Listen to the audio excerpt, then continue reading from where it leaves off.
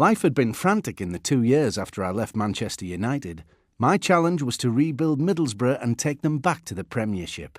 I didn't have any coaching qualifications when I went to Borough, but when you've been in the game as long as I had been, you learn what it's all about.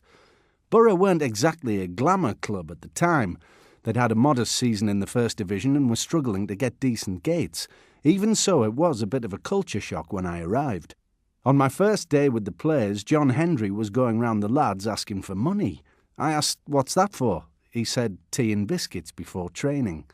I went and told Keith Lamb, the chief executive, that if I was going to run the butts off the players in the pre-season training, they shouldn't have to pay for their own tea and biscuits. Management was totally new to me, and having to train as a player as well meant I had a hectic schedule.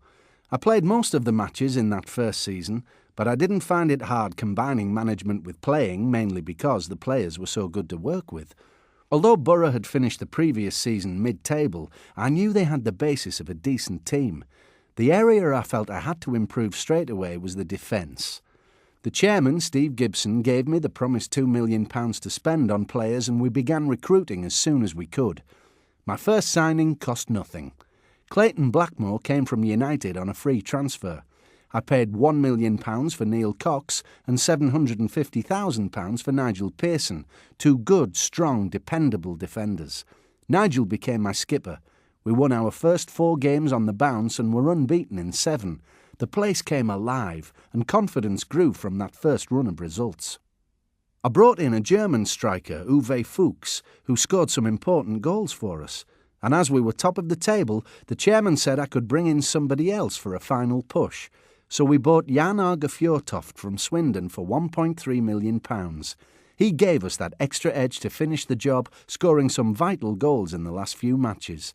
We finished 3 points clear in the final table and were deservedly champions. It was a terrific feeling to take the club up to the Premiership in my first season, but better still to know we were capable of building on that. Our new stadium, the Riverside, would be ready for the following season, and the whole of Teesside was excited at the prospect.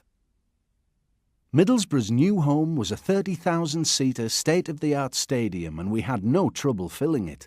The fans clamoured for season tickets, and just as we'd hoped, the kids in the area started wearing Borough shirts, and the grown-ups too. I was no longer a regular player. I would have managed another year in the First Division, but the pace of the Premiership was too much for me, and I made just a couple of league appearances. We played Chelsea in our first match at the Riverside. It was a massive day for the club, and we won 2-0. Our form held up into the autumn, and we went to Old Trafford on the back of 5 consecutive wins. We were 4th in the Premiership. The United fans gave me a fantastic reception, but we lost 2-0, and that took some of the momentum out of our play. Fergie brought in a lot of his now famous kids that season, and they went on to win the championship, wrapping up the title at the Riverside. We had our own fresh-faced player to marvel at from the autumn of 1995. His name, of course, was Juninho.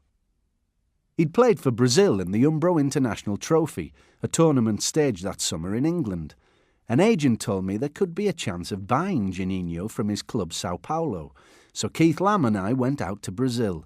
The negotiations lasted 5 days, and Keith finally agreed a fee of $7 million. I knew we were getting someone special. Juninho had great pace with the ball, he had skill and vision and scored fabulous goals. Brazilian Player of the Year and still only 22. It was a great coup for us. The charisma he brought to Borough was unbelievable. We finished that season in 12th place, which was a solid start for us in the Premiership. I carried on trying to bring in the best players I could and bought Fabrizio Ravanelli from Juventus for £7 million. Ravanelli was a great player, but also a pain in the butt. When things were going well, he was fine, but if they weren't, nothing would be right for him.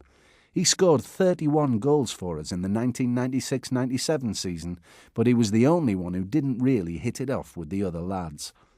Most of the foreign players we signed were no trouble at all. Emerson, a Brazilian we bought from Porto for £4 million, was a good, solid character who always had a smile on his face.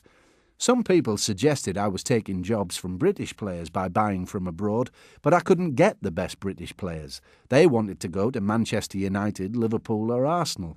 To get players with the same ability, I had to go abroad. Ravanelli showed what a good player he was in our first league fixture of the 1996-97 season. He scored a hat-trick in a 3-3 draw with Liverpool.